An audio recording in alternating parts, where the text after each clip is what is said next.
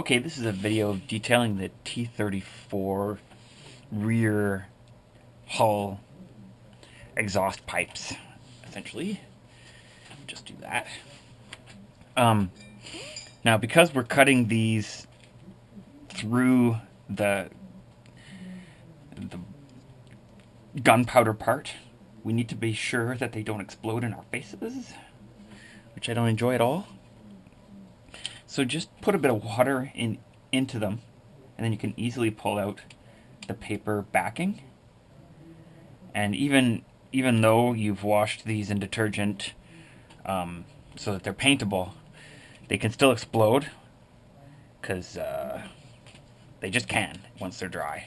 So that's a good way to make sure that does not happen. And I highly recommend it, because we're going to take the knife here. I just cut these free. And we're going to essentially cut them along from the top down through to where they meet this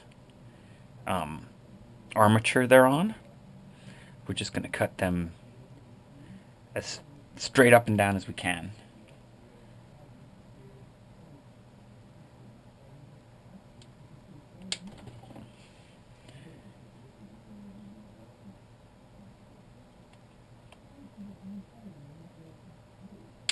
Now, you may not get them exactly the same, and they may require some work, so set them really close together on the back, and then you can see if one has been cut quite a bit differently from the other.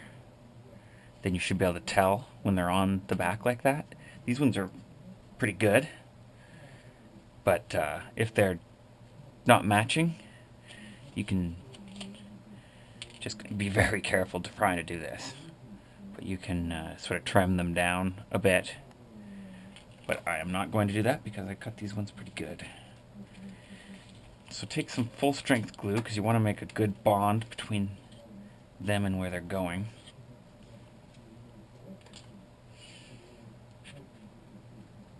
And you want to place them both on the hull at the same time.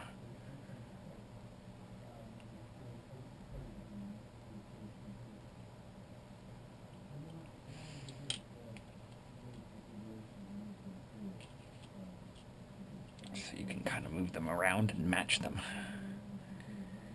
So yes, use the symbols,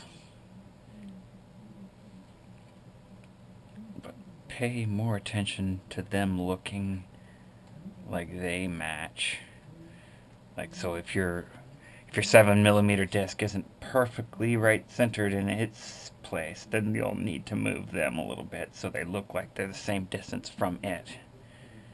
So it's kind of more important that they look right than that they're sitting on exactly where the symbol is. Once you're happy with them, try to get them straight up and down as well. You can judge that from the top of this and kind of along this line here. Try to get those lines to match if you can.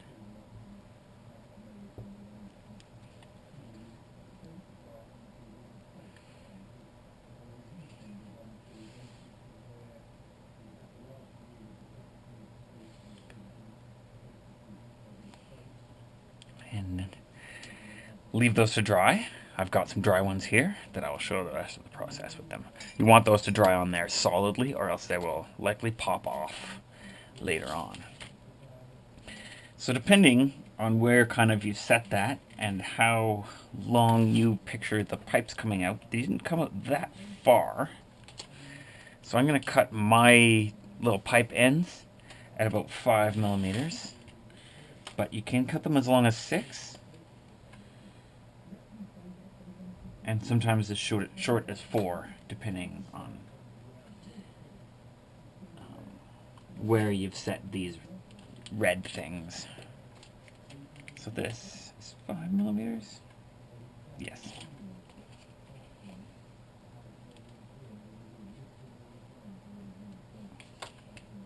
So before I break that off, sand the side that's available to me while it's a long piece down a bit. I'm going to take my drill bit. I'm just going to put a little concave section here, which will represent the pipe exit.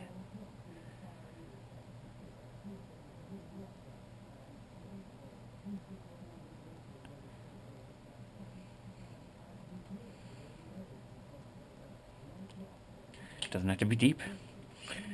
And just break this off gently. And make another one of those quickly.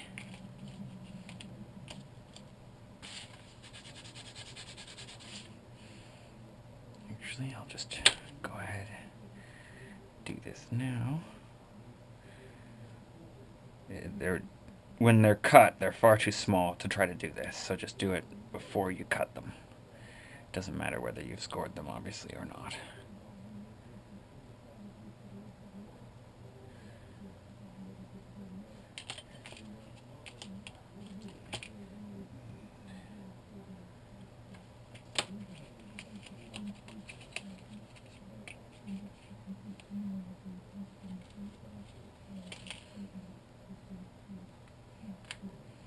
There we go.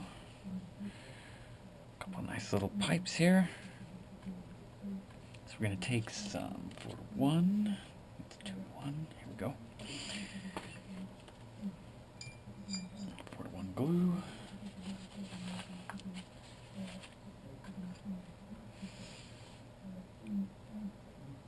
And just make a little puddle for them.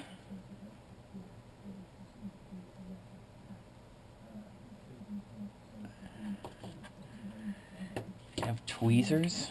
They can sometimes be useful for this.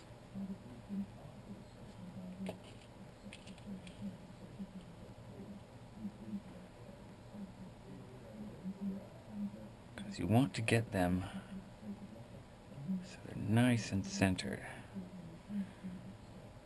in the cap.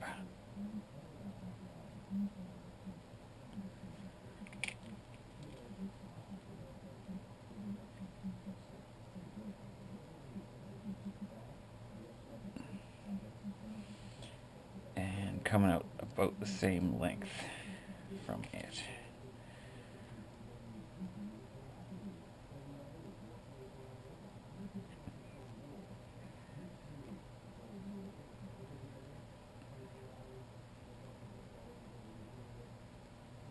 So straight down from it, right in the center of it, and the same length as each other. And you can kind of use this hinge as a judge as to whether they're far enough down. Usually they're just a tiny bit above that lowest hinge. And there you have it.